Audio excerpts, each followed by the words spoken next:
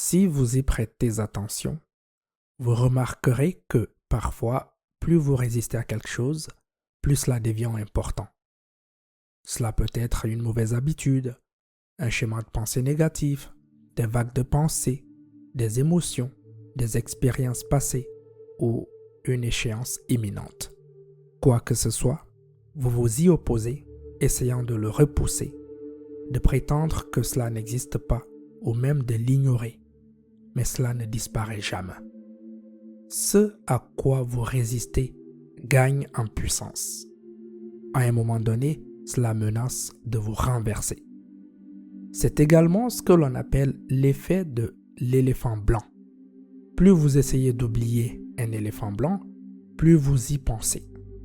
La résistance fonctionne de manière similaire, en maintenant les comportements indésirables à l'avant-plan de votre esprit.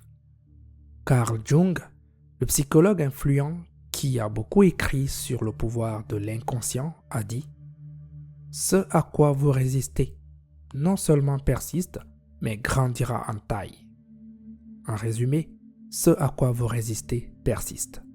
Vous obtenez davantage de ce à quoi vous résistez. La philosophie qui change la vie derrière les mots de Jung est la suivante.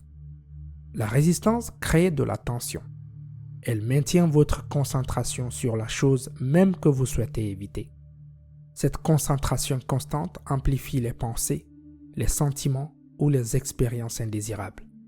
Cela devient comme un projecteur attirant toute votre attention et donnant l'impression que cela est plus grand et plus puissant que cela ne l'est réellement.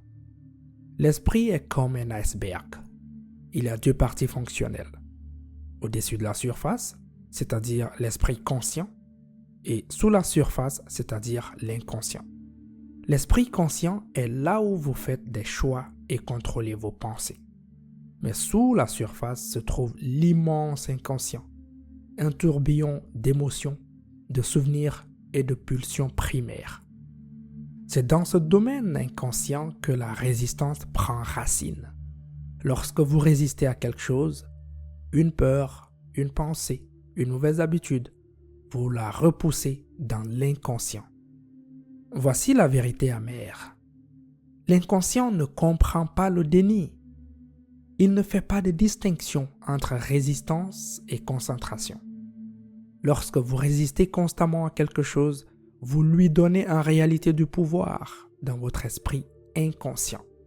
C'est presque comme un enfant faisant une crise de colère. Plus vous leur donnez de l'attention, même négative, plus ils intensifient leur comportement. De la même manière, résister à quelque chose dans votre esprit conscient alimente sa présence dans votre inconscient. Cela devient un tir à la corde mentale, drainant votre énergie et freinant votre croissance. Vous n'êtes pas seulement votre esprit conscient. Le combat interne entre votre esprit conscient et inconscient est le moteur caché de votre vie.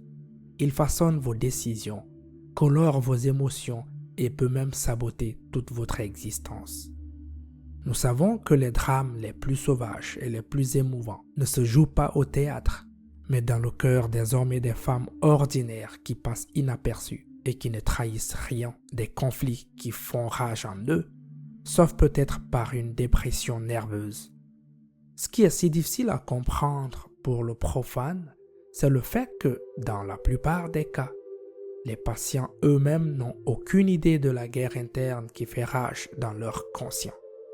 Si nous nous souvenons qu'il y a beaucoup de gens qui ne comprennent rien à eux-mêmes, nous serons moins surpris de constater qu'il existe aussi des personnes totalement ignorantes de leurs conflits réels.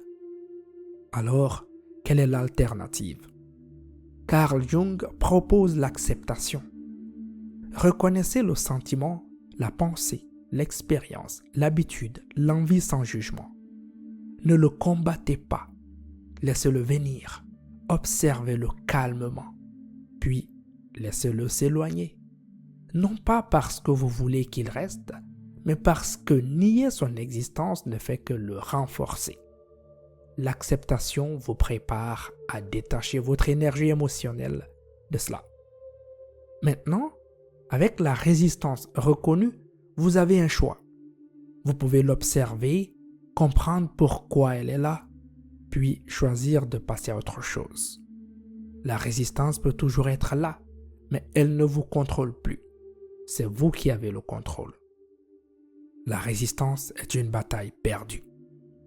Voyez-la pour ce qu'elle est. Ce n'est qu'alors que vous pouvez la résoudre. Ignorer ma détresse émotionnelle ou mon anxiété ne fait que l'aggraver. Cela persiste et grandit jusqu'à ce que je sois forcé de l'affronter. Réprimer ce que vous avez besoin de dire conduit à une accumulation de tension qui finit par exploser d'une manière qui ne vous plaira pas. Prenez le temps d'avoir cette conversation difficile. Dites votre vérité. Peut-être que la relation se rétablit ou peut-être qu'elle se termine, mais la résistance ne fait que prolonger l'inévitable. Tant que vous n'aurez pas rendu l'inconscient conscient, il dirigera votre vie et vous l'appellerez destin, disait Jung. Accepter l'obscurité sous la surface pour l'explorer, comprendre sa source et finalement la transformer. Si vous ignorez la colère, elle mijote sous la surface, menaçant d'exploser à tout moment. Trouvez un moyen constructif d'en parler. Résolvez le problème avant qu'il ne devienne un problème. Garder en vous la colère, la rancune ou la peur ne fait que vous alourdir. Pardonnez, apprenez et passez à autre chose. Lorsque vous cessez de résister, vous libérez de l'espace mental pour des choses qui comptent vraiment. Vous devenez proactif plutôt que réactif. Mes amis, il est sage de nourrir l'âme. Sinon, vous élèverez des dragons et des démons dans votre cœur, disait Carl Jung. Lorsque vous éclairez les coins sombres de votre inconscient, vous les exposez à la lumière et travaillez dessus. Peut-être que cette émotion négative découle d'une expérience d'enfance. Avec cette prise de conscience, vous avez le pouvoir de choisir. Vous pouvez choisir de laisser partir pour développer des mécanismes de coping plus sains. Peut-être que cette peur peut être reformulée comme une prudence saine. Peut-être que cette mauvaise habitude découle d'un besoin émotionnel plus profond. Il y a une liberté à lâcher prise sur la résistance. Cela vous permet de voir les choses telles qu'elles sont et non telles que vous les craignez. Cela vous donne le pouvoir de choisir l'action plutôt que l'évitement. Cela vous ouvre des possibilités que vous ne pouviez pas voir lorsque vous étiez trop occupé à combattre des ombres. Quand vous ressentez cette envie de résister, demandez-vous, est-ce que cela m'aide ou me freine? Ou que puis-je faire à ce sujet? Choisissez de suivre le courant plutôt que de lutter contre. Vous pourriez être surpris à voir à quel point le voyage devient plus fluide. Selon Jung, les gens feront n'importe quoi, même ce qu'il y a de plus absurde, pour éviter de faire face à leur propre âme. Mais vous n'êtes pas vos ombres. Comme le dit Jung, je ne suis pas ce qui m'est arrivé, je suis ce que je choisis de devenir. Vous êtes défini par la façon dont vous répondez à votre esprit inconscient. Tournez-vous vers l'intérieur pour transformer votre réalité. Choisissez la liberté.